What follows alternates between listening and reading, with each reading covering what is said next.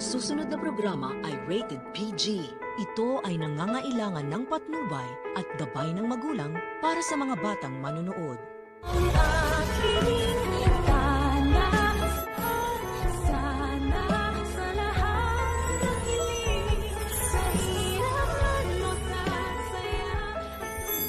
Tinawagan ni Moira si Balahadja para tanungin kung kamusta na daw ang pinagawa niya sa mga bago nilang recruit.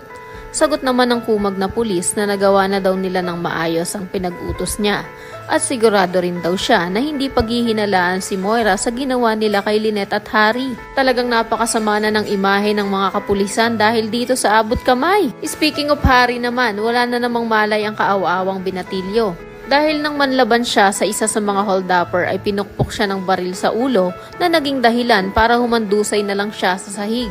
Kaya nang makasakay na sila Lynette at dalawang tao ni Moira sa sasakyan ay nagtaka at naalarma na si Lynette dahil hindi nila ito kasama. Samantala, ito namang si Carlos ay pahulihin din ng dating pagkat hindi na niya nakitang sumakay ng sasakyan si Lynette at mga holdupper.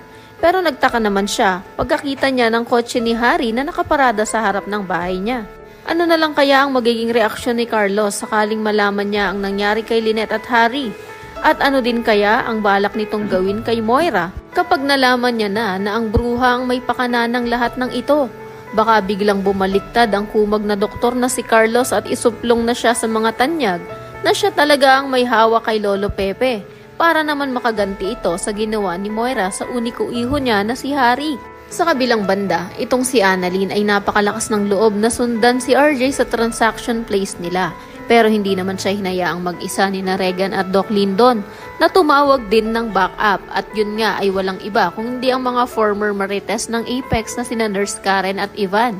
Paliwanag nga nila kay Annalyn na sabi daw kasi ni Doc Lindon na re-rest back sila kaya nag-disguise ang mga ito at nang hindi makilala ang pagkakakilanlan nila. Ito ring si Moira ay nag-disguise rin bilang isang nagtitinda sa palengke. Pagkat nakabistida at nagpalit pa ng wig para hindi siya makilala habang pinaglalaruan niya si RJ. Nang tawagan niya kasi si Robert ay sinabi niya rito na bigla daw nagbago ang isip niya at parang mas gusto niya na lang daw patayin si Lolo Pepe. Pati na rin itong si Robert. Napatitig na lang tuloy si RJ sa laser na nakatutok na sa katawan niya.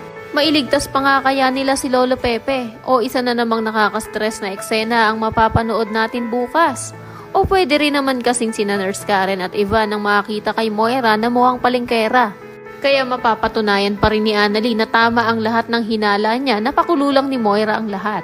Yan ang mga dapat nyo pang abangan. Kaya naman kung isa ka rin sa mga nagnanais na lumitaw naman itong si Kinito na assistant ni Lolo Pepe. Dahil ngayon